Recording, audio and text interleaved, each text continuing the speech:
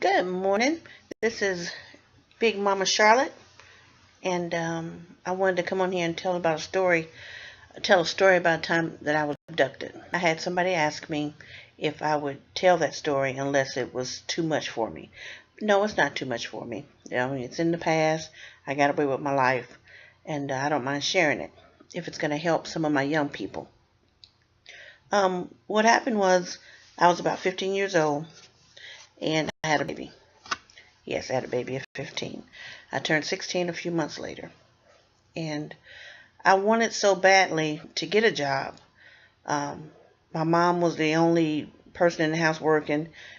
She had me and one of my other sisters living in the house.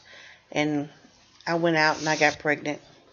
And, she had to not only feed me and my sister, she also had to feed the baby, you know. So it was just a lot. But me thinking like I think, I wanted to do something to help my mom because this is a situation I got her into as well. See, when we go out there and we have babies young, we not only affect our lives, we affect our parents' lives. You think you don't, but you do. So I knew I had to go do something. So I looked in the newspaper for a job, and I found a job. It sounded perfect. It was selling magazines. It was, traveling in the city, and I could make as much as I think it was like $500 a week at the time. And we're talking about when I was 15. I'm 46 now. So, $500 a week now is a lot of money. But just think about it. You tell me $500 a week and I didn't need any experience. Oh, I was on. And this would help my mom. It would help me. It would help the baby because the daddy was nowhere to be found. So I told my mom about this job opportunity.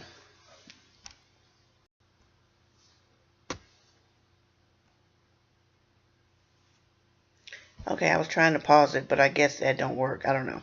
Anyway, so I told my mom about this job opportunity, and she was like, well, I want to go to the interview with you. And I said, okay, that'd be a great idea. So I put on some of my best clothes, and my mom took me to the job interview. My sister watched the baby. We go to this hotel, downtown Charlotte. It was called the Governor's something at the time, but now it's actually it's not the Sheraton. I can't remember the name. It's right at McDowell and Third or McDowell. Anyway, it's a hotel downtown. Anyway, it's a nice one. So we get there. We go in and we go up to the room because I called and she gave me the room number and all. Told my mom was coming with me. All right, so we get in the room and I see there's another young girl in there. She's the same age as me. She's 14. I was 15. I later found out she was 14. So she's sitting in the room, but her mother wasn't with her, and my mother was. The lady that interviewed us was so nice. She was a black lady. She was so nice and so beautiful.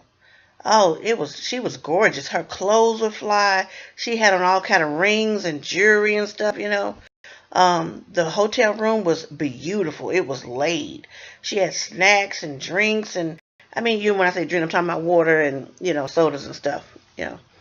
So it's like, wow. So she was so nice to us. And she talked about the job, how I would be selling magazines in the city. I could make up to $500 a week. They even fed me every day lunch. I didn't have to worry about lunch, breakfast, or dinner because they fed us. So my mom was like, really? Okay. Everything that she said, she geared toward my mother.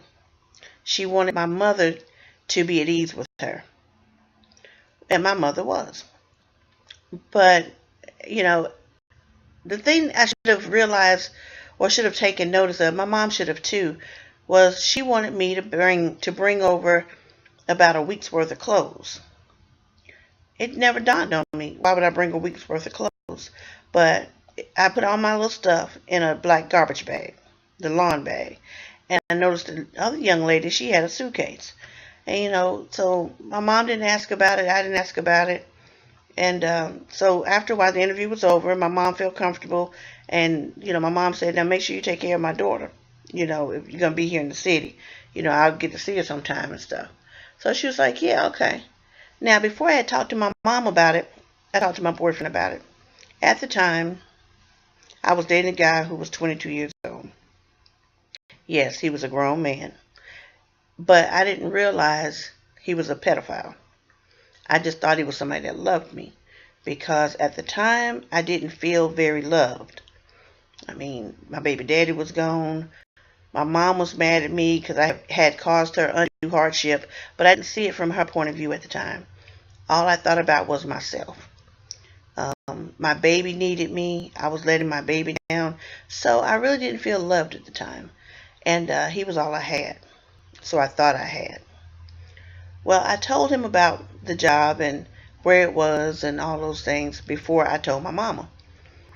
Well, good thing I did, because he was the one that actually started the rescue process. But that's a long way down the road. So once my mom left, the lady stopped talking to us. She wouldn't talk to me or the other young lady. She just got cold all of a sudden. And so the little girl and I was sitting there, and we got hungry after a while. So I asked her, I said, can I have an orange? And I said, because we haven't eaten, because I had been whispering to the little girl, and she hadn't eaten.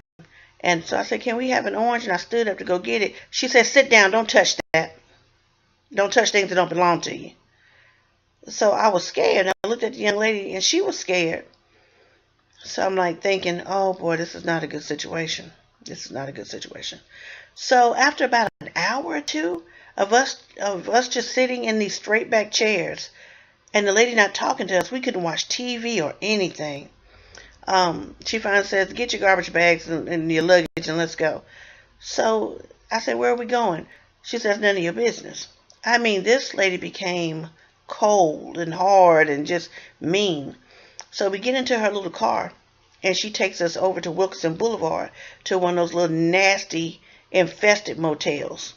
It was right at the corner of Remount Road and Wilkinson Boulevard, but they tore it down. I can't remember the name of it, but it used to be inside a club called King George, and it was nasty two-story hotel. I mean, it was ridden with prostitutes, truck drivers. I'm not saying truck drivers and prostitutes are bad people. I'm just saying what type of people were there. Drug addicts. It was just a nasty, nasty, horrible place. And she took us in, introduced us to everybody who were adults. Everybody else were grown. She and I were the youngest people there, 14 and 15. And they just looked at us, and they looked at us and up and down and made us turn around, and it was just a horrible experience. But again, this is a long story, so I'm going to end it right there. And then when I get time, I have to come back with the rest of it.